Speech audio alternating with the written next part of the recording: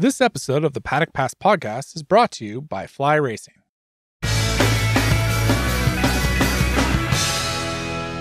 Hello and welcome to the Paddock Pass Podcast presented by FlyRacing. On this week's show, we're going to take a dive into the launch season with KTM, Ducati and Yamaha all revealing their factory bikes for 2021. My name is Steve English and joining me on the pod today is David Emmett from MotoMatters.com, Adam Wheeler from On Track Off Road and Paddock's top rider, Neil Morrison. So, launch season, boys, it can only mean one thing. It's an opportunity for David to be incredibly cynical. Why me? I mean, I wasn't alone. It is actually quite fun watching people trying to put these things together. Did you just say fun, Dave? Well, intellectually interesting. Watching them trying to cope in difficult circumstances. These online launches, they're having to try and reinvent it. And there was always an online element of some of these launches, but it's now much more online. So it's no longer just sort of like streaming a live presentation. It's now actually, well, how are we going to do this? Are we going to do this as an actual live thing? Are we going to pretend it's live? Are we going to do a fun little movie? Are we going to have some extremely terrible acting or what? Yeah, well, I have to say, Dave, you mentioned online, and that brings me to probably my favourite launch so far this season. It was the Avintia Ducati launch in a petrol forecourt with really bad Wi-Fi, and it was a great experience for all of us watching that. It was possibly only topped by the Yamaha green screen. I thought it was absolutely tremendous. What about you, Ad? What was your favourite launch? I was just trying to work out if we put the launches in like, say, a Q2 kind of ranking system, then pole position. I don't know, what would we say? Ducati was pretty polished, I'd have to say. KTM was up there as well, but we still got obviously Repsol Honda to come, and Petronas Yamaha as well from the big hitters, Suzuki, the world champions, and Aprilia. For me, I think, there's always a high cheese factor to these things, isn't there? I think probably Ducati, but the KTM one was good as well. I was quite succinct after the mini documentary of 2020. Well, Neil, what about you? We've obviously seen quite a few new paint schemes. We've seen lots of big changes with all the factory teams as usual, and that's obviously going to continue whenever Repsol Honda release a completely different paint scheme for this year. But what's been your favourite paint scheme so far? What's your favourite livery? Yeah, I'm really struggling to hold in my excitement for the Repsol launch. That's always one of the highlights of the year, just waiting to see all of those, the myriad of new changes to the colours and the basically the livery that they have and they present. I would 2 millimeters! That stripe has moved 2 millimeters! We have a new winner and the new king of cynicism, Steve. I think you have to change the order of questioning next time. Yeah, I would say so far it has to be the Tech 3 KTMs. They look really stunning. It's lovely to see something just kind of overhauled, completely radically different. There's too little of that. I think it was MCN road tester Michael Neves wrote a good tweet yesterday which said, every MotoGP team should be forced to radically overhaul the look of their bike each year, and I'm kind of in agreement to that. There needs to be a few more iconic images, and I think that the bright orange of KTM's new scheme that's pretty iconic. It's pretty different. I don't think I can remember a completely orange MotoGP machine in the past. So far, I think that's been the top reveal. Well, Tech 3 have got a pretty good history for liveries, haven't they? I mean, the Monster one, all black, was pretty distinctive, and the Red Bull Organics, maybe the winner of 2020 up there was Suzuki. Suzuki still have to tip their hat, but shock upon shock, it could be blue. And then, we have to see what the Petronas Yamahas look like. But, to be honest, I was a little disappointed with the Monster Energy Factory Yamaha launch. It was overly staged, overly long, looked like, something from early PlayStation 2 game development. No, Sega Mega Drive. Sorry. Yeah, PlayStation 2 is too advanced. I have fond memories of the Nintendo 64 as well, Neil, so we can probably throw it into that bracket. But yeah, it was. They tried ever so hard, but I think it was a concept that looked great on a PDF PowerPoint somewhere that didn't quite translate. And considering they have a very their main sponsor, Monster Energy, is quite a dynamic brand, quite heavy on their brand image. It looked like a very mixed match. It seems to me that the best part of. I mean, these are not professional actors. These are all people. These are all. I mean, they're brilliant at their jobs, but their jobs are not. Pretending to be someone else. Their jobs are all sort of running MotoGP teams or riding very, very fast on a motorbike. So getting them to act is very, very silly. The best part of all of the launches was just when people were talking. So I think like the Ducati was best for that because it was just sort of naturally filmed and it was people talking about what they do rather than reading scripted lines. And you saw the same with the Yamaha presentation. The best part of the Yamaha presentations was when people were just talking about their jobs rather than the sort of staged the staged lines. It's very difficult for someone like Sumi-san, the head of Yamaha's MotoGP project, for whom English is very much a second language.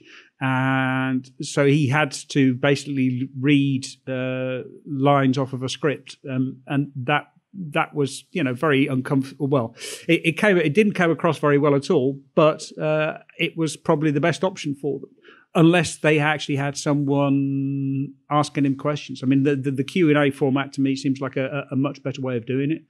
The acting in the KTM one was cheesy, but it did only last 10 minutes, so that was a plus. But the stuff afterwards was actually much more interesting. I mean, there were a lot of Zoom debriefs for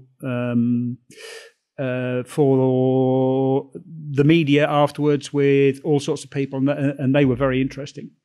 I have to say, it was strange. The Tech 3 livery. I mean, the Tech 3, that's basically a KTM factory. That looks much more like a KTM factory livery than the actual factory KTM livery. Although we've also just seen the Sky VR46 Ducati, and I have to say that looks pretty nice as well.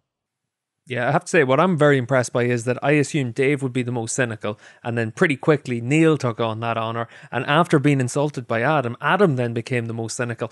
And now for us to go complete circle on it, I'm going to say, I would sympathise with Yamaha for how bad the launch was for them yesterday, just because it seemed like one of those things where, a bit like us with the podcast, where you think like, don't worry about that, it's ages away. And someone in the marketing department was clearly thinking, don't worry about that launch, months away, we'll be fine. And then it was like, it's weeks away. Oh, it's days away. We were like, we'll still figure it out. And then it was, oh shit, it's today. And a bit like us, whenever we're trying to figure out what to talk about in the podcast, it's usually about 10 minutes before we actually record that we say, let's talk about XYZ. And it seems that that's exactly what happened with the launch as well. So I can sympathize with Yamaha for what happened with their launch of the monster bikes. But what I also have to say as well, before we get ourselves kicked into the proper show, I want to just say a big thank you to some of our new patrons on the podcast. We've got some new people in every week, and it's for $3 a month. You can support the Paddock Pass Podcast at patreon.com/Paddock Pass Podcast. And on this week's podcast, we just want to give a shout out to David Smith, Mark B, Taylor Pecknold, and Ed, who all signed up this week for the Patreon accounts. So we'll get started into the proper podcast, guys. We're going to stop talking about liveries and launches and instead talk about all the important details that happened this week in the world of MotoGP. And obviously, well, actually, you know what? There's nothing that annoys me more than this conversation. So it's a continuation, really. We saw Joan Mir decided to continue riding with the number 36. Why should anyone care about the number 1 plate? Did you just say that I was the cynical one on the podcast? So you give me a question like that, Steve? Yeah, lads, the season hasn't even started. It's like, God help our poor listeners. Like, what's it going to be like 10 races into the year? What are we going to be sounding like then? This is at the start of the year. We're supposed to be refreshed and renewed and full of energy, but we're basically, I don't know how you say it. Yeah, as cynical as you like. No, I mean, all right, listen, my perspective is I'm a little bit old-fashioned on this, and I think if you bust your ass and you spend millions and millions and millions of euros of a manufacturer's money or sponsor's money or whatever trying to win a championship, and one of those rights as a world champion is to have the one number that nobody else can have, not only is it something, I think it's a bit of a badge of honor, but also it's something that justifies a lot of the investment that hundreds of people make into a project, because like it or not, a bike with a number 1 and is always going to draw a camera, is going to draw spectators' attention. Somebody who's never seen a motorcycle go fast in their life will automatically register that at number 1 is a person of importance. So I think from a branding and a marketing and a status side, having that number one is a big thing. And I was thinking, well, Joan Mir's going to do it. He's going to be the first guy since Casey Stoner in 2012 or whenever it was to run the single digit, but he didn't. So that was a bit of an anticlimax, wasn't it? Yeah, I think for me it was actually just because they went to this big thing about the reveal and all the talk about an announcement, and then it ended up being the same. And that's what ended up for me just thinking like, you know what, I couldn't really care. I think it's quite cool whenever you do see a number one plate. I like that in Superbikes Johnny Ray runs the number one plate, and I'm sure whoever replaces Johnny as a world champion will end up running the one plate. But I also think that it's not something that I understand why it gets so much attention and traction for what's effectively a little bit of a non-story. I mean, to me, what makes much more sense is what they do in MXGP, which is the red plate for the championship leader. That makes I would love to see them introduce something like that in MotoGP, because it does make clear who's leading the championship, all the rest of it. Who's the man to beat. And if you see, the guy with the red plate a long way behind, then all right, okay, something might be happening. This could be interesting. I take Adam's point about the number one plate being, immediately standing out for casual fans. I think that is the main justification for it. But I mean, these guys are all in it for themselves more than anything else. They're not really interested in what other people think. They want to be the best in the world, and just winning the championship is the point. Running the number one plate is just an opportunity to rub people's faces in it, I think, and I can't really see the point. Yeah, and I'd just like to add that one of Mir's reasons for not running it, I'm sure there were many reasons for staying with the 36, but he said he feels that in the future there's going to be ample opportunity to run the number 6 in future seasons. So I quite like that little bit of confidence shown by Mir that he doesn't think that this is going to be a one-off, not by any means. Yeah, Mir's not one that's afraid of what lies ahead for him, and Suzuki as well, because we saw a big announcement from them that in light of Davide Brivio leaving the team, that they're going to basically have a committee that's going to run proceedings for them as well, Dave. Yeah, exactly. So the committee consists of, I think, 4 or 5 people, including the 2 crew chiefs, Roberto Brivio, who's Davide Brivio's brother, who's also, I think, one of the managers. Is it 6 people altogether? Yeah. 7. Yeah. Okay. Who is it, Neil? Go on. Who is it? It's going to be Shinichi Sahara, the project leader, Ken Kawuchi, who's the technical manager, the 2 crew chiefs, Frankie Carcetti and Jose Manuel Cazo, Alberto Gomez, the marketing communications manager, and then, as you mentioned, Roberto Brivio and Midia Dotta, her 2 team coordinators. So 7 people in all to head Suzuki's management committee. Yeah, I mean, basically, it's just everyone is doing their jobs. And instead of having to go through like a team manager, I mean, the role of a team manager is often just to sort of, make sure everyone is still pointing in the same direction. But I think Suzuki's organization is already so solid. But it's not that Davide Brivio didn't have a huge role. I think he did have a huge role. He had a huge role in sort of setting the whole thing up. But I think his success is that he has created a structure which is so solid that it will last even without him, which is, a sign of a good manager. A good manager should be able to not do anything at all because his job is to make sure that, everything is so well organized that it runs smoothly. Yeah, but who's going to be the de facto leader then? I mean, who's going to be the point person? Who's going to explain when decisions go right and wrong? I can't see that system working somehow. I mean, I'm sure in every garage there's a committee of decision makers, an unofficial committee of decision makers. But, for Suzuki not to have some sort of leader, maybe it's not going to be a big issue in making a mountain out of a molehill, but it just seems a bit of an odd way to work. The buck stops with Sahara-san. Yeah, Sahara's the project leader, so technically he's the guy that's at the top.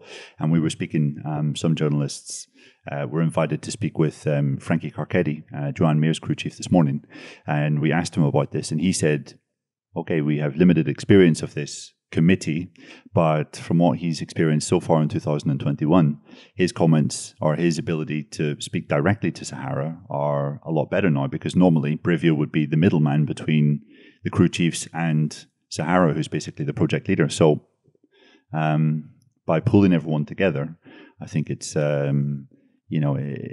it's okay. And something that Sahara-san said last week was that Suzuki are in a pretty good position. They've got the riders secured until 2022, the end of 2022.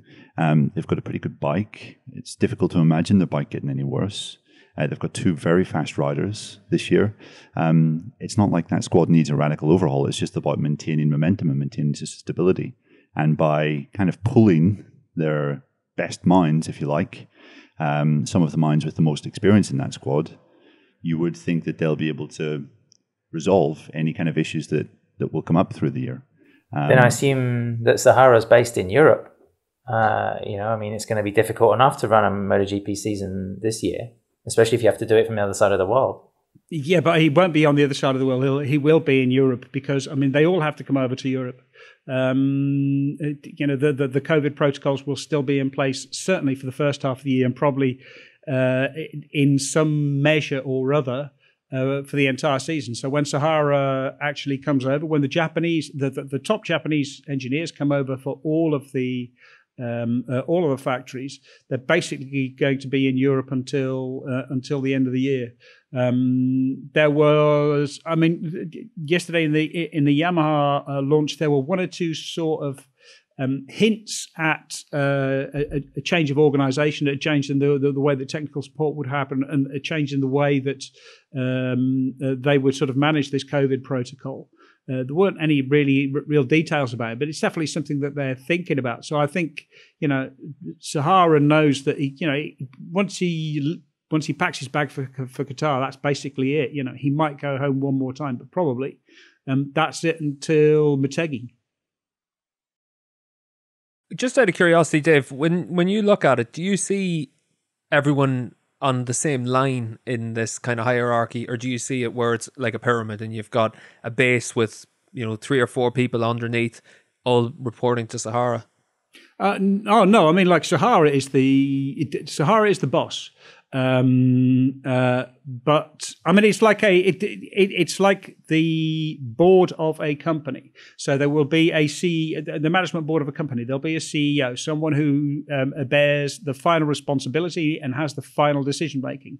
But it's a bad CEO who walks in and says, "We're doing this, and this." What you do is you walk in, you talk to people, you listen to what they have to say, you try to reach an agreement, and if you can't reach an agreement, then someone has to make a decision. So this is the way the companies around the world are run. So I don't see a huge issue. I think the most important thing for Suzuki is that it's still very much an internal management process. There's not somebody that's coming in from the outside and maybe wanting to change some of the working culture of the team. That's where you could possibly see some deviations in performance or a working philosophy. So maybe that's the biggest thing to remember this year. And I also think, considering how the situation played out, I think Suzuki were made aware of Brivio's intentions to move to F1 at the start of this year. And that didn't really give them a lot of time to go out and sound out potential replacements. This seems like a pretty good measure, which could be a stopgap if it doesn't work out so well. It seems like a pretty good measure considering when they found out about Brivio. I think it would have been possibly a bit different if Brivio had told them midway through 2020 that he was intending to leave, and they had time to maybe sound out 1 or 2 other team managers that are in the paddock or maybe that are out of work at the moment. They didn't have to go to someone and throw stupid money at them to come and join the team. It seems like a pretty solid and well-reasoned answer to what was a kind of an issue that they had to resolve in a very limited amount of time. Yeah, it basically buys them sort of 9 months to look around, try and find someone who might be a good fit for the team, who would be good at running the team, and in the meantime, see if this current setup is going to be viable for the long term, whether they actually need a manager. And the risk of bringing in strangers or someone new can't be overstated, because You bring in someone new when things are not working. They won the World Championship last year. That it's a really smooth operation. It's a really good operation. So the last thing you want is someone coming in, and when people come in, they always want to impose their way of working on an organisation, and that's the last thing that Suzuki needs. Also, it's worth bearing in mind that it may have no bearing at all on the performance of Alex Rins and Joan Mir, but a guy who's coming in to be the figurehead of a factory team also will have contacts, will have a networking potential. If you look at anyone else, like from Aspar to Grassini to Cecchinello, Poncharal, anybody else really into Alberto Puig, these guys know how to play a little bit of the game away from the track in terms of maybe attracting sponsors or keeping sponsors or listening to sponsors' priorities. That's something else that Suzuki may feel they need to bring in, maybe a title sponsor. I mean, you have X-Star, you have Rizla back in the day, but there haven't been that many big brands splashed across the GSXRs for quite a while. Yeah, I think as well, Ad, it's interesting in that it's probably not as unique as you think whenever you're looking at it in isolation. I think if you look at Ducati as well, Neil, you'd see that they've got two very distinct ways of doing things. They got Pedro Chiabatti leading an awful lot of the marketing side of things in terms of finding sponsorship, dealing with that. And then they've got the likes of Gigi leading the technical side. And then with the actual race team, they've got Tardozzi to lead the race team. So it's not as unique as I think it's probably being played out. Exactly, yeah. Although I think Gigi and Chiabatti and Tardozzi are more recognised and perhaps vocal in terms of the press at least, and maybe to fans as well, figures than the figures that are going to be in Suzuki's new committee. But yeah, I understand what you mean, Steve. It's kind of about delegating that responsibility, and Ducati, I think, in that regard, have it worked out quite well. And just one more point, Steve, worth making is if Suzuki do grow to have 4 bikes on the grid, then that's obviously going to be a substantial amount of work for one person in between the X-Star team and the other team. That's going to be another parameter of work that, apparently Brivio was already working on and didn't really see it through. So that's something else that will have to be taken on board. Yeah, it's interesting you mentioned that, Ad, because I was literally just about to ask you about that as well, guys, because obviously we are starting to see where everyone's signing up for a new 5-year period in MotoGP. We're seeing a lot of teams now talking about, or manufacturers talking about their satellite operations going forward. Obviously, at this week's launch for Yamaha, they're talking to 2 teams. So that'll be Petronas and it'll be VR46 team about who's going to run their satellite bikes. Suzuki's in the same boat because, we've heard the rumours for a long time that it would be the Grassini team potentially running a Suzuki. Obviously, there's other teams linked with that as well, such as Petronas. But these are the big questions for Suzuki going forward, and that's where it really does become crucial that for 2022, they've got all their ducks in a row. Yeah, but the thing about a satellite team is it's no longer just a question for the Suzuki Racing Corporation, so the Suzuki Racing Department. It's a much bigger question. The problem which Suzuki have always faced is getting the necessary budget from the factory, from the production side. And I'm still skeptical that we will see a satellite Suzuki, as much as the racing department really wants it because it would provide extra data for them. I'm not sure that the Suzuki as a production bike manufacturer is convinced that the extra investment would be worth it, or that they can afford the extra investment. So it's going to be difficult. But I mean, that is not a decision which gets taken or which takes place within the racing department. It would require a significant budget expansion, and that means going to the board and the board having a decision, making the decision whether we're going to do it or not. Or just look at the case for KTM and Tech 3. Hervé Poncharal confirming they're in talks again to extend that association. But, when it became clear at one point, quite late last year, that Red Bull would not be back in Tech 3 again for 2021, KTM, were able to step in and say, right, it's going to be a KTM bike. And from what I understand, there were talks at some stage whether it would be a KTM power parts bike, which is referring to their accessory catalogue, or even their power wear, which is, their clothing apparel for both functional and leisure use. So the Tech 3 team really benefiting from that close association and the money coming direct from KTM factory. And like Dave says, Suzuki might not be in a position to bankroll a whole brand new setup for that. Yeah, it'll be interesting to see what happens going forward with it. Obviously, boys, we didn't see a new Suzuki launch this week, but we did see a new Ducati launch. And Ducati's obviously in a strange situation because it's almost 15 years since they last won a MotoGP World title. They're obviously the reigning manufacturer's title. And Neil, just to go back to being a little bit cynical, we get a constant reminder of that now with every email that's sent out by anyone from Ducati with a little signature at the bottom saying manufacturer's champions. But when you look at Ducati, what's your expectation for next year? Obviously, at the launch, they did make a lot of interesting comments about what went wrong in 2020.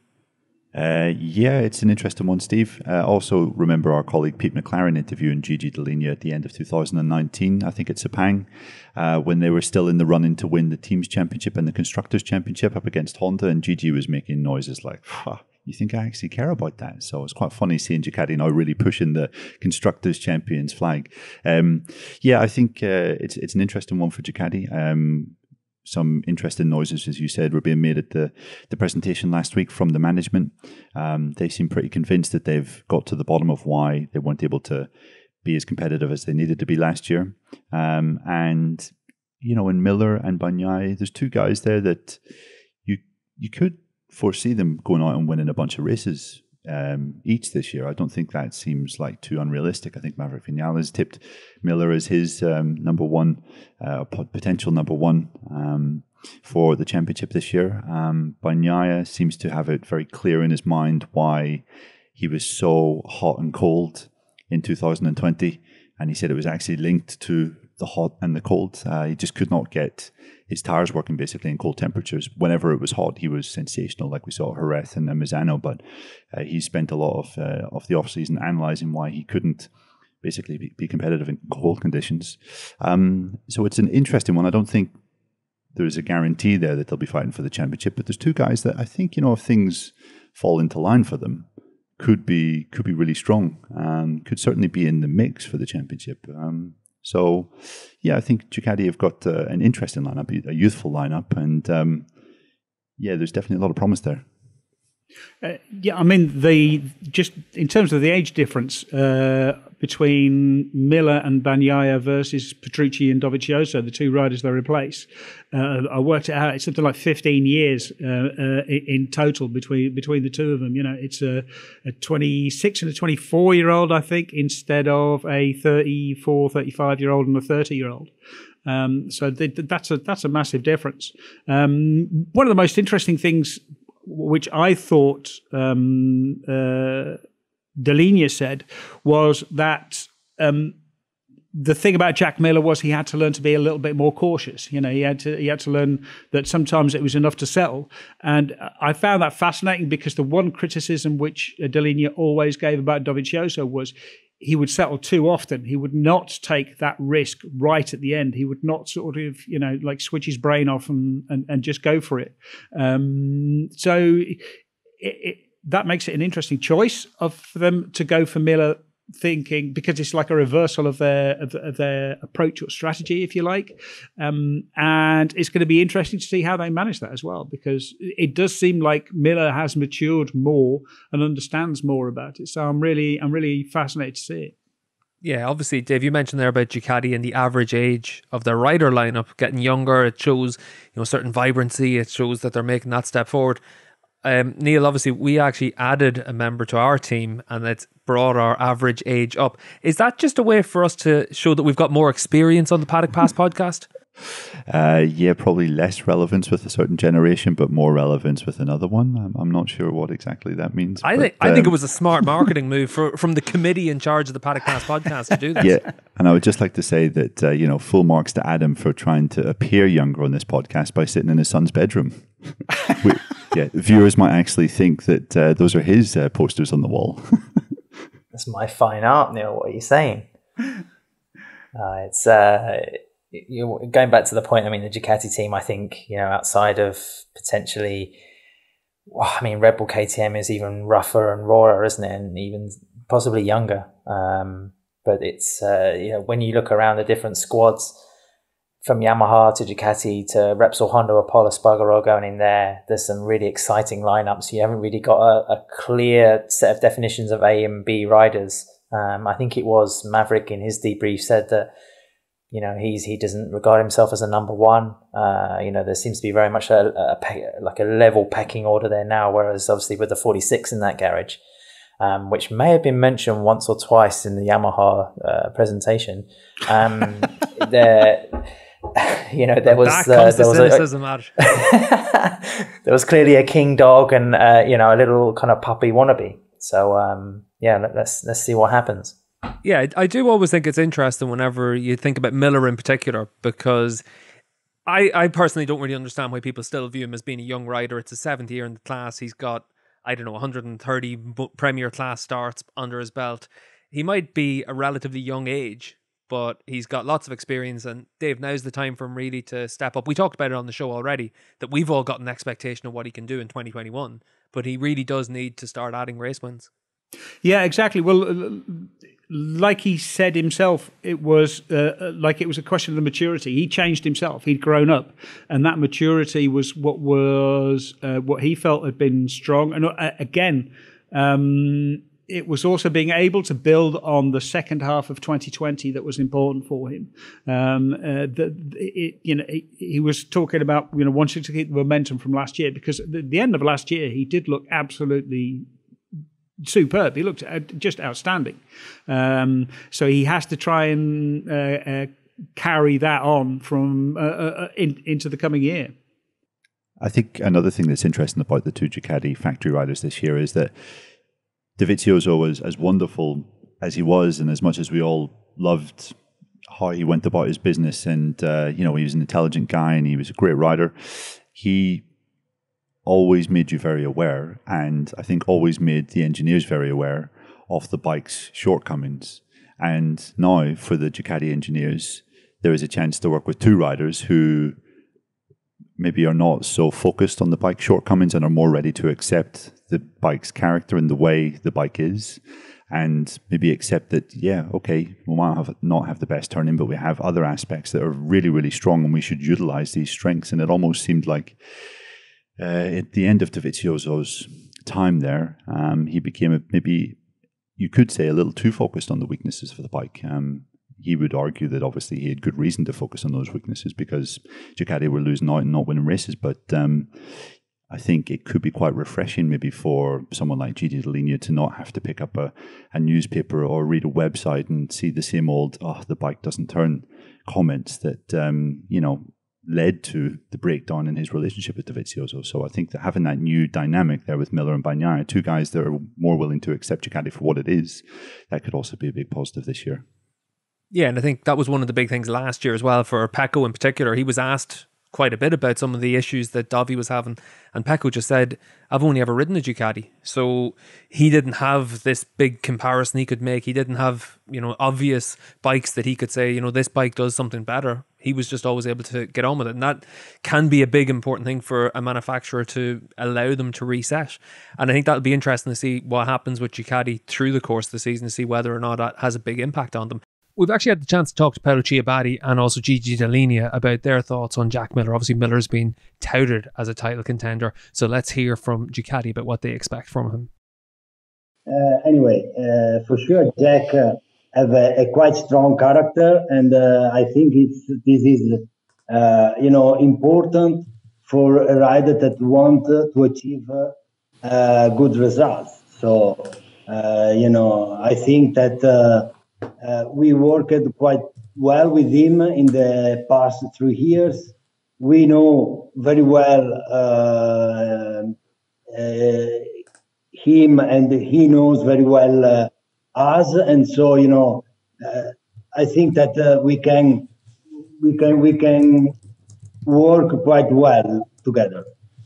Yeah, for sure. As you said, it's. I think we're very happy also because Jack is not only a very talented rider, but for sure he has a very strong personality. So I'm pretty sure that it will be interesting also for you guys, because obviously he says what he thinks, and is a great guy. I think we have a very good combination between the two. Pecco is a little bit more I would say, less outspoken than Jack, but I think it's a good mix, and we're going to have fun this year, also off the track. But anyway, also Pecco tell every time what he think, and I think it's important because we have to tell what we think in order to evolve the bike. So I'm really happy if the rider tell me the truth.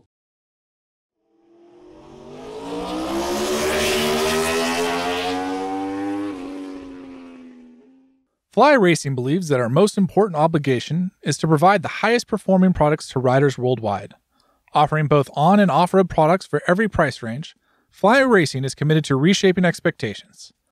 FlyRacing revolutionized the off-road world with the Formula helmet, featuring Rheon technology. Visit flyracing.com and @FlyRacingUSA on Instagram to learn more about the innovation that can keep you protected in 2021. Welcome back to the Paddock Pass Podcast. And David, it was interesting to hear from Tardozzi there just before we went to the ad break, just to hear his thoughts on something that all of us have talked about a lot at different times in the past, where with MotoGP being such a deep field now, it's not talent that separates riders, but more just how much they can get out of themselves. Yeah, exactly. I mean, it was funny. I mean, Maverick Vinales actually in his debrief yesterday at the Yamaha launch just talks about we have to work on the details. It's all about the details because there is so little separating sort of first and 15th. Look at any qualifying grid last year, and it was usually 1 second was covering on average, I don't know, maybe 15, 16, 17 riders.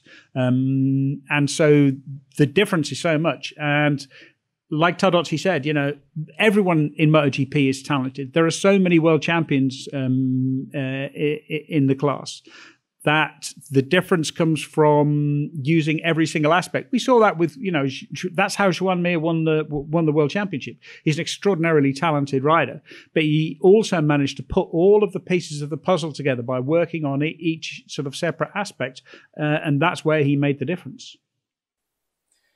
When it comes to details, I'll be interested to see some of the innovations that pop up. It was interesting hearing Delinga talk in the presentation of having that initial feeling of anger and then feeling quite complimented by the fact that the Japanese were copying Ducati's technical ideas. We've got a series of very important days in Qatar for the sole MotoGP test going into the season. And, I'd be curious to see what the Italians bring because they're traditionally one of the more advanced when it comes to at least revealing some of their ideas. I know that KTM had a big list of ideas or components to get through at Sepang, which has now kind of been shelved and halved, you could say, with just the work in Doha ahead. And Lynn Jarvis as well. Yamaha was speaking that Cal Crutchlow heading out as well to Losail has got I think he commented that he has a big workload ahead of him. So the Japanese certainly haven't been sleeping, but I'll be curious to see what the Ducati looks like. Yeah, and Neil, that's obviously one of the big things that Ducati uses. They use their test team an awful lot. Honda do the same with Stefan Bradl. We see that pretty much any time that there's any sort of track open for whether it's World Superbike testing or MotoGP testing, anything like that, we tend to see the Honda test team out there. We tend to see Michele Pirro out there. That's a big advantage for them, especially whenever you look at it that with Yamaha, they've obviously hired Cal Crutchlow to be a test rider for them this year, but they're not planning on running Cal, as Ad said, until the Qatar test. Cal Crutchlow is going to have a lot of work to do in Qatar. I mean, first of all, he's got a day to get used to riding a Yamaha again. But Lynn Jarvis and Maya Marigali were saying that they've never had the Japanese have never had such a large shipment of parts to send out to test. So they are expecting to have to test a lot of things. It was so bad that they haven't even been able to have a proper shakedown test in Japan. The weather has been getting in their way a little bit, but also just there's so many parts and that all needs to be boxed up and packed up and got ready to ship out to Qatar that they haven't had a chance to actually put them together in a bike and then take them back out again. So it's interesting, but it is interesting to compare Yamaha's approach with the fact that Honda and Aprilia were at Jerez yesterday. I think I think KTM was as well, but I'm not sure. I think Dani Pedrosa was testing around there as well. So they're going to have a lot of work to do, but they are also going to have like 3 test riders. So they'll have Cal Crutchlow in Qatar, but they'll also have the 2 Japanese test riders, Nozane and Nakasuga. Yeah, and that's obviously something that we saw with Suzuki a lot as well, Dave. We saw that Suzuki would tend to have their Japanese test riders do the mule work, and then you'd have Sylvain Guintoli come in to do the proper performance work. And it is a model that can work, but it's all about being able to get the resources in the right place. And that's obviously going to be something for Yamaha to juggle this year. Yeah, but it's the model which has worked for KTM so well as well. I mean, Mika Kallio did a lot of the test work in the beginning, but their test program really sort of stepped up again when Dani Pedrosa came in, because Kallio could do really useful. I mean, Kallio was sort of in the middle, clearly slower than Pedrosa, good enough to do the mule work, but also good enough to get a sense of whether the performance parts, in terms of pure performance, the thing was going to work or not. And then they could give the parts to Pedrosa, and Pedrosa could really start to make a selection of, okay, these are the parts which all work together. This as a package is better than the rest, which they could then give on to the factory riders, and the factory riders could take those packages and evaluate them properly. Yeah, I mean, I would agree as well, Dave. It's strange that there are links in the chain, especially for the Japanese. Like you say, 3 riders going to be in LaSalle before Cal even really. You'd assume that they'll chuck him on maybe Quartararo or Vinales' bike from last year, or just a stock basic model to get him reacquainted with the M1 again before he has to make any kind of decision over parts that may affect or help the factory riders. But it's like you pointed out, Suzuki, Yamaha are going to have to play catch up. I think they're going to be not only wedging a very capable and very fast new rider into the setup, but it's just a matter of track mileage. And perhaps they're the manufacturer, at least from say the Japanese, that have to really try something new and get back in the game. Yeah, well, let's start talking about Yamaha then as well, guys, because obviously we did see the launch of the Monster Yamahas, and Ad, you mentioned it already, the Ghost of Christmas Past for Yamaha, because pretty much every question was related to Valentino Rossi. But it does seem, for me at least, Yamaha's probably the manufacturer out there with the most to prove this year. And we saw last year they could win a lot of races, but they weren't quite able to put that championship challenge fully together. We saw those inconsistencies, and that's what's going to be interesting, because when you listen to Vinales and Quartararo at the launch, it was something that neither of them were really shying away from. They know that they've got to find that consistency. They know they've got the speed, but it's about being able to do it every single weekend, and that's going to be the big challenge for them. Well, Yamaha have the unfortunate position of being the only manufacturer to publicly apologise to their racers for the lack of performance in the last 5 years.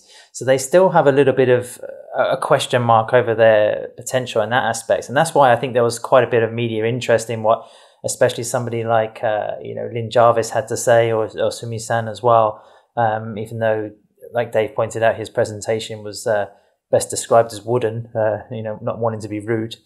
But, it's interesting that Yamaha have those questions over them from a technical side and how they can improve, the competitiveness of their product from a motorcycle that still won 7 races last year.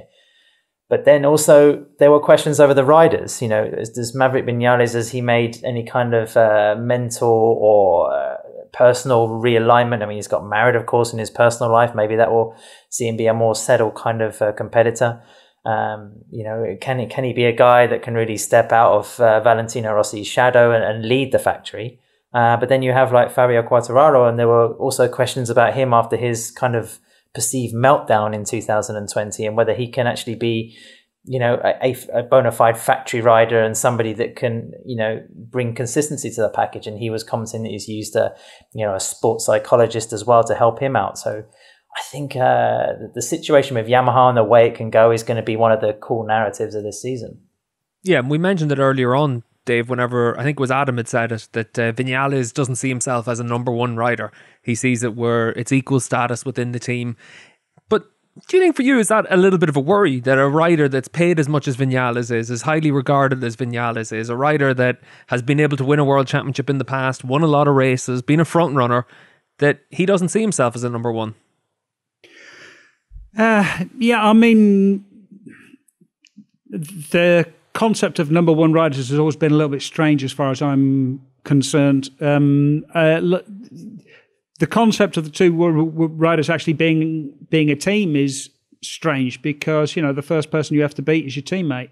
And so, you're working together to make the bike faster, but you're working together primarily to make the bike faster for you. So that you can win. You don't want to be at a disadvantage. So yeah, I mean, Vinales is a strange and peculiar character. He's a very unique person.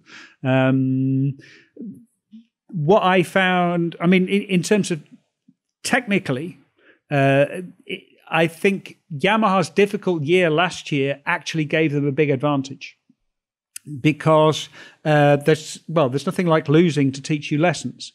They did win 7 races, so the bike works, but it only works in certain conditions. And Lynn Jarvis, Maya Margari talked about this. They also talked about the direction of the bike is to go more towards Morbidelli's bike, the bike which Morbidelli had last year, and the fact that straight away from the test in Sepang last year, they could feel that the bike had problems, of braking and entering. It didn't want to turn, braking and entering the corner and releasing the brakes. That was where the problem was, and they're confident that they can actually fix that this year. And then it's a question of just sort of managing the engines.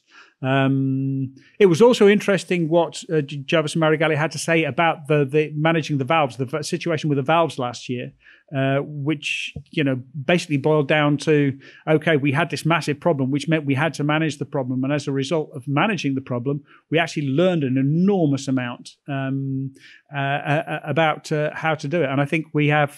So it was interesting to hear Lynn Jarvis talk about the way that they actually managed the valves and how that taught them a lot about managing the engine in general. We were plagued by technical problems last year that showed up at the very first race of the season, even before the first race, and that was a problem for us to deal with. But fortunately for us, I remember very well last season for that issue. But the valves in the engines that were homologated and the valves in the engines that were going to be run this year, let's say they are the good ones.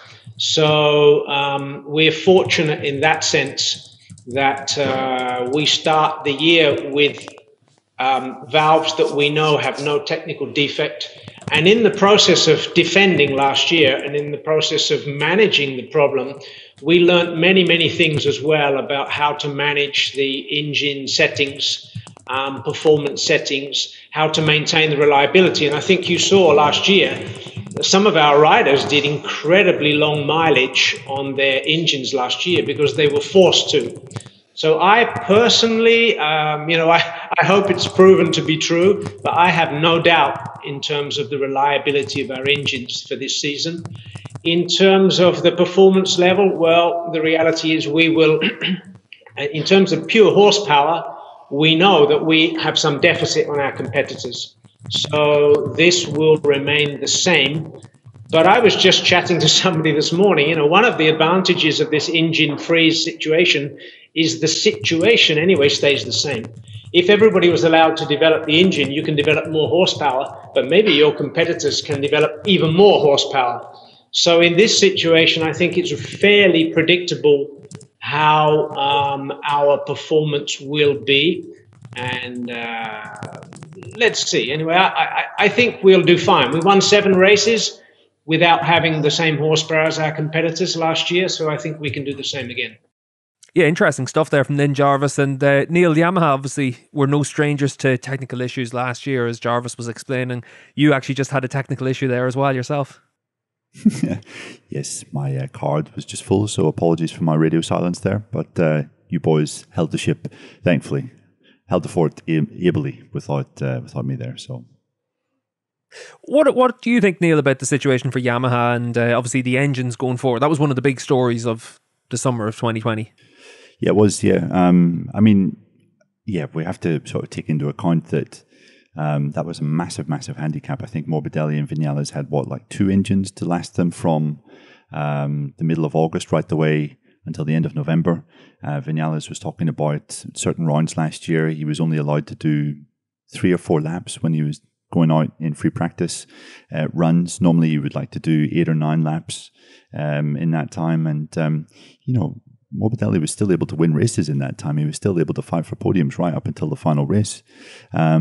So, yeah, I think we've maybe mentioned this, in previous episodes, but basically, Yamaha have got the formula. It's just about finding the right one, between the different bike specs that they have with Vinales, Quartararo and Rossi, and then with Morbidelli. Somewhere in there is a championship winning bike. There's absolutely no question about that. You just have to look at the number of races they won. You just have to look at their qualifying performances. You just have to look at their riders' rhythms in a lot of race weekends last year, and indeed, Morbidelli's performance in the championship. It's just about putting, the parts which work and the parts which don't work in the right place. That's going to be crucial. I think it's going to be difficult for them only having one test in Qatar.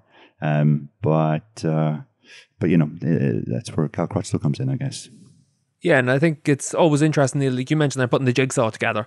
And David, there was actually an interview on motomatters.com by Dennis Noyes about some of these challenges that Yamaha face. Yeah, Dennis Noyes had spoken to Ramon Forcada, crew chief to Franco Morbidelli, and he was good enough to share that, to translate that into English and share that with us. And Forcada was basically explaining that yes, they had to cut the revs at first, but they ended up not having to cut it. Really properly cut the revs. They were just changing the way that the rev limiter worked.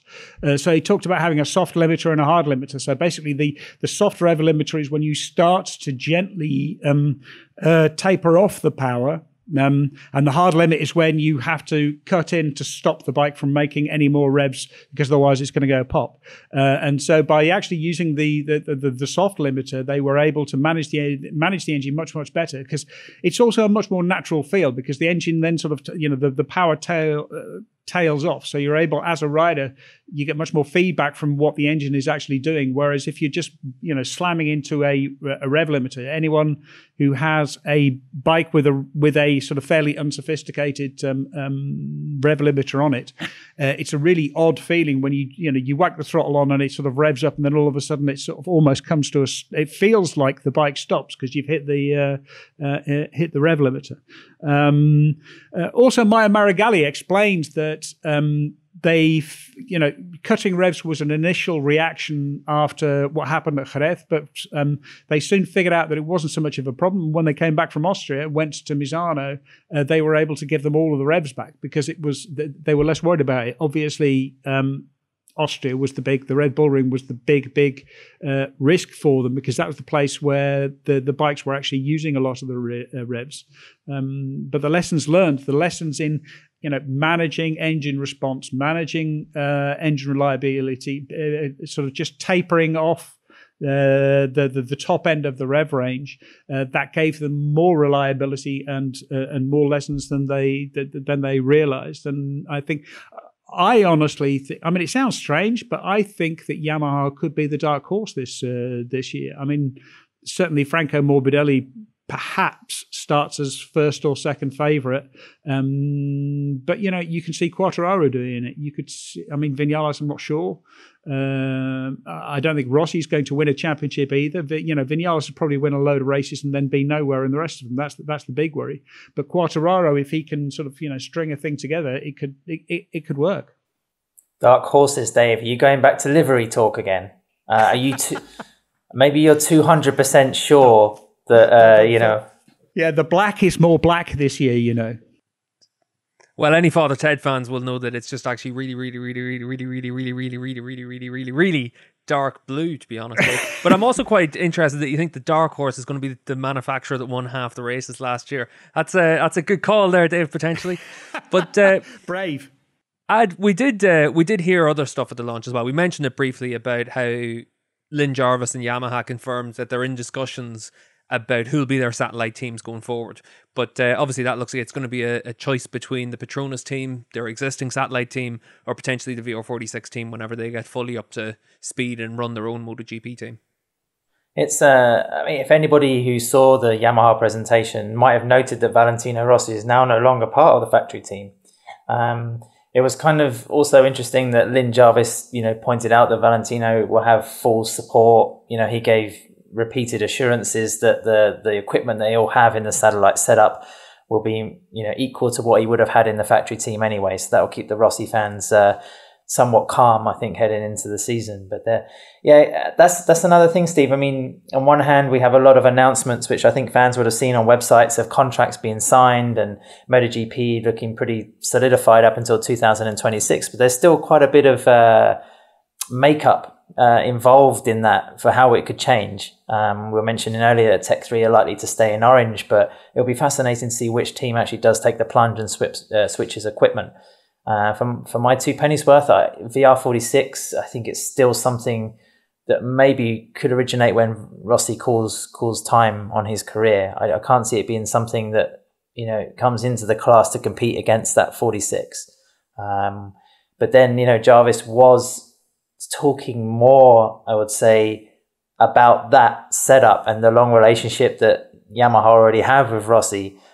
He sounded a little bit more enthused about that potential setup as a satellite team rather than, say, Petronas, which is already set. So, and if you think about the Petronas Yamaha team, I mean, Dave mentioned Franco Morbidelli. I mean, he has to be, but arguably Yamaha's strongest rider in terms of consistent result potential. But Rossi, again, if he decides in a matter of maybe 3 or 4 months that 2021 is his final season, then where do the team look to after that? Are they going to have to take a risk on somebody like Joe Roberts from Moto2 like they originally did? When they set up their team, they took, a second-year rookie in terms of Morbidelli and also Quartararo? Or do they try and hunt around for a more established rider, that maybe the sponsor like Petronas wants? Yeah, well, I think in fairness, actually, as well, they've got options for what they want to do. And it's always interesting to see what happens with those fourth seats with manufacturers, because that's where you can take a risk. We saw that KTM took a risk by putting Lecone on the bike, and that's one that may not pay off, but it's the fourth seat, so it doesn't really matter that much. And Neil, we've seen with KTM that next year is going to be that real sense that their talent pipeline is working, because they've got riders now, Oliveira and Brad Binder, they took forward from Moto3 into Moto2, and now to have them as the factory MotoGP team. It shows that you can take talent all the way through, and when you're doing that, you can take a risk with that fourth rider. From Red Bull rookies, from Red Bull rookies. So they've been KTM Red Bull riders their entire careers almost. Yeah, pretty much. I think Oliveira had a few seasons of variation. Brad as well had 1 or 2 years on the Mahindra, I think, in Moto3, but more or less the majority of their careers have been spent in either Red Bull rookies, Aki Ayo's Red Bull KTM team, and now the Red Bull factory MotoGP team, which is quite a rise. I mean, that's a brilliant advertisement for the KTM system. Any young kid that is basically in the Red Bull rookies at the moment, or maybe in a pretty daft Moto3 team that starts doing the business this year, if Pit Barrer comes to you and says, look, here is what we can offer you, that's a pretty sweet thing for any young rider to look at and think, oh, that could be me one day in maybe 5 years' time, if the talent is there and if the work ethic is there. And, the thing that I like about both Oliveira and Binder is that, they're super talented riders, obviously, but they definitely have that sort of that intelligence and that work ethic, which I think singles them out as special talents. It's going to be interesting this year to see what KTM can do. Looking back at last year, Paul Espargaro finished 36 points off the world champion. KTM were talking pretty confidently. Pit Barrer was speaking confidently last Friday about where the factory is starting from. He thinks that basically their platform is Portimao, the last race of last year, which Oliveira won convincingly. And from there, he's hoping that they can kick on. He says that so often, pretty much throughout KTM's time in MotoGP, each year it's kind of been like a mini revolution in terms of like the things that they're bringing for their riders. And he said now the kind of changes are less. It's more just like building on what we have. So they've obviously got the foundations there, and moving on from there is going to be interesting. He was cautious about his men pushing for a championship, but you have to imagine KTM are going to be doing at least what they did last year, winning races, consistent top fives. So it's interesting, definitely, just how far further they can go this year. Yeah, the unique thing that KTM obviously have is that pipeline, because technology based on their RC4 Moto3 bike, is being widely used, of course, in Red Bull Rookies, as well as the Northern Talent Cup, which, after the hassles of 2020 should start to become a bit more established and maybe highlight some of the talent coming through from Northern Europe, of course. But then, KTM have a setup with teams in Moto3. They have 12 bikes. If you include the Husqvarnas, that's 2 more. If you include the Aspar gas bikes, then that's 2 more. So it's, and it's all kind of coordinated from the same base in Austria. We're doing Pit Beirer and Jens Heimbach. They're always looking through, these collection of machinery in Moto3. And then if you take the Aki and Akiyayo, of course, is having a say. And if you take, the Finns set up in Moto2, then that really is, even though it doesn't involve KTM machinery, and of course no more chassis development, WP suspension, I believe, might still be on there. I'm not too sure. But for 2021, those 2 slots in the KTM GB Academy belong to Remy Gardner and Raul Fernandez. So if you're somebody like Raul Fernandez, you've got your shot with Akiyayo in Moto3. You've been racing in the FIM, let me get this right, SEP Junior World Championship, Spanish soil, and then you've got a clear ladder to move up. And to be honest, if we don't see Remy Gardner in MotoGP in 2022 or at the latest 2023, it'll be a big surprise. Yeah, I have to say I had a man after my own heart there, trying to vaguely remember the full title of the FIM CEV Repsol Junior World Championship. Did I get it right, Steve? You did, but you went full Spanish and called it Sev, which always annoys me. But it's always a tough one to get in at the start of any of the broadcasts from the CEV. So I'll give you a big thumbs up for your efforts on that. Neil, you mentioned it earlier that KTM are setting the floor at what they did at the end of last season when we're winning races. Obviously, Miguel Oliveira in the Portuguese round was able to finish the season off in style. But if that's what the expectation is, surely it's going to be very hard for KTM to really manage those expectations that everyone's going to have for them now. You would think so, right? I think Oliveira was sounding pretty confident as well. He said that his aim was to be among the championship challengers too. So he's obviously setting his sights pretty high. It's pretty remarkable that we're even in this situation, that we're here at the start of KTM's 5th season in MotoGP, and their riders feasibly could be in the championship hunt. I still think that's a bit of a push, to be honest. That's not to say I don't think they can have another stellar season, but the championship might be a bit too far for them at this stage of their riders' development. But yeah, it's if they're starting, we're like Portimao is the 3rd track that we go to, and Portimao and Oliveira cleaned up there last year. So if KTM can have a decent start to the season in Qatar, they'll be heading to Jerez, where Binder was incredibly strong last year, and Paul Espargaro wasn't too bad either, for the 4th round, and KTM guys could be in the top 5 in the championship, maybe even higher. So yeah, when we get to that stage, then obviously everyone will be thinking, oh, this is it. This is KTM's year. This is the time that they can fight for the championship. So I don't know. Yeah, it's going to be difficult for them to manage that. But, thankfully they have bags of experience in fighting for and winning championships in other categories. So it won't be a new thing for the likes of Pit Beirer. Yeah, and Dave, we heard Neil mention it there. It's the 50th year for their program. Obviously, Ducati won their title in their 50th year. Were title contenders before that with Caparossi as well. They were winning races right from early doors in their tenure in MotoGP. I think it was only their 5th or 6th race they won with Caparossi in Catalunya. But for KTM next year, they've also got the big advantage of testing in Qatar before those first 2 rounds in Qatar. And then, as Neil said, Portimao and Jerez, 2 circuits that were very strong at last year. Yeah, I mean, you have to say they're going to get off to a strong start. They've had a lot of, they've They've had a lot of preparation. They ended last year strong. They've had plenty of testing work done, and they have a really, really strong lineup. So it's also going to be interesting to see the role which Danilo Petrucci plays in being able to bring some experience of bikes outside of KTM. KTM really. I mean, they rightfully come in with a shot at the championship. And you said that, Ducati won in their 5th year, but they were only really competing against Honda and Yamaha. And Ducati, KTM have Suzuki to beat, and Honda and Yamaha, and it's a much, much deeper field. Yeah, and obviously at the stage of 2007, that was when we had a big regulation overhaul. Ducati were able to hit the ground running. It gave them a big advantage as well. Very different now, Adam, compared to what we have. But I saw you were nodding your head when Dave mentioned Danilo Petrucci as well. And obviously for you, that's something that you're going to be quite interested in keeping up with all the way through this season.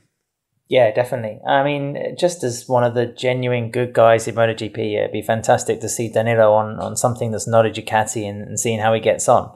We've always thought he's a rider with potential, certainly in wet weather, how he can blend with the RC16. Just seeing the man struggling to suppress a grin when he was talking about the challenge that awaited him was quite heartwarming. So, I loved it when he won in Mugello. It was generally one of the most moving victories, I think, in MotoGP in recent years. So, it'll be fascinating. We know that Miguel Oliveira can ride quickly. Brad Binder has, bags of potential. Lecuona arguably has something to show this year, but Petrucci, I think, he's to borrow Dave's phrase, he is a dark horse. Yeah, and I think definitely something that we'll share on the Paddock Pass Twitter account, at Paddock Pass Pod, is some pictures that Rob Gray, Polarity Photo, took of Petrucci after he won that time in Mugello, because the pictures from that sequence are amazing. As you said, I don't think there's ever been a more emotional response to winning a race, and that's what's going to be interesting for Petrucci all the way through this year, because coming from where he came from, stock 600, stock 1000, CRT bikes, he's always had to really grind it out. Obviously, getting to a factory Ducati seat, he did what we expected of him at Ducati, which was win a Grand Prix, be a solid number 2, and now he's leaving Ducati, goes to KTM. David, it's going to be really interesting to see how he progresses this year away from the pressures of being an Italian at Ducati. Yeah, and not just that, but also outside of a factory team and in a satellite team, because it's very, very different.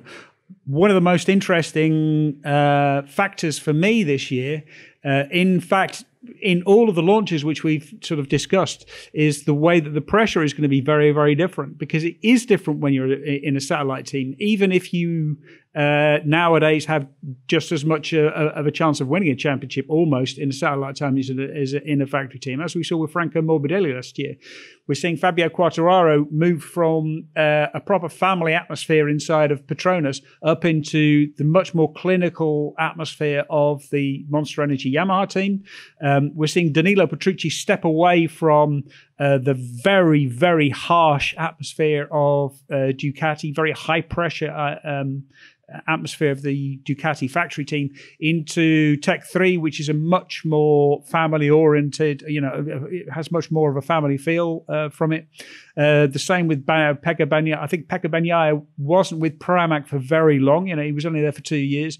Jack Miller was there for 3 years, and Paolo Compagnotti, the boss of Pramac, was absolutely in love with Jack Miller. He literally threatened Ducati with all sorts of consequences if he'd actually stolen or kicked Jack Miller out to put Jorge Lorenzo in his place. He also kicked up a stink when he tried to steal Jack Miller for last year, when there was talk of, Zarco coming into Pramac and Jean Zarco coming into Pramac and Jack Miller moving up to replace Danilo Petrucci. So there was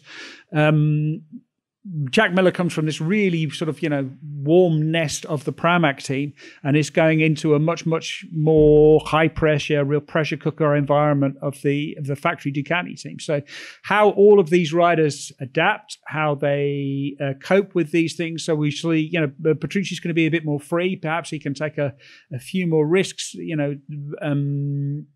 be less, ride freer in his mind, and the opposite is going to be the opposite is going to be true for a rider like Jack Miller or Javier Quartararo. And I'm actually fascinated to see what happens with Valentino Rossi in a satellite squad, because that's going to be very different for him as well. I find it quite interesting that you think it'll be Danilo that's going to be able to ride free. Surely Pecco would be the rider that would be free, Dave. No, but Pecco is an Italian in the factory Ducati team, and there is absolutely no rest for the wicked in that role. An ex-Ducati rider once told me, Ducati is it's a family when you're winning, but when you're losing, it's definitely you who is doing the losing. We win together, and you messed up. Yeah, that sounds about right for the Paddock Pass podcast as well. Obviously, as Dave said there, we've got lots that we're going to talk about over the course of this season, and this show's actually ran on quite a bit longer than what we expected as well. Some nice interviews as well that you guys got from the debriefs after the launches of the different bikes. It was nice to hear from Tardozzi and nice to hear from Lynn Jarvis as well. We're going to try and bring as many of those kind of features through the course of the season as well. And one of the new things that we're doing through the course of this year is we're actually doing a video podcast as well. And right now, that's just for our Patreon supporters. So at patreon.com/Paddock Pass Podcast, you can pay $3 a month to look at all of us, or as I said to a couple of our patrons, you can pay $3 a month not to look at us. It's up to you. But as long as you give the $3 a month, it does make a big difference to support the podcast, help us bring the podcast forward. We mentioned a couple of different riders through the course of this show. Obviously, we talked a bit about Pecco and we talked about Jack Miller. We're going to have them on the show pretty soon as well. We think we're going to have a Ducati special and something for us to look forward to with that. So until the next time in the Paddock Pass podcast, if you want to get in any of your questions, just tweet us at Paddock Pass Pod or send a tweet to any of us directly. Or like I said, you can also support us on patreon.com/Paddock Pass Podcast, and you'll be able to get in your requests through the Patreon page as well. So thanks to everyone for joining us on the Paddock Pass podcast presented by FlyRacing. This episode of the Paddock Pass Podcast was produced by Jensen Beeler, David Emmett, Steve English, Neil Morrison, and Adam Wheeler. It was edited by Brian Burnett. Music is provided by The Liberty. All inquiries can be sent via email to team@paddockpasspodcast.com.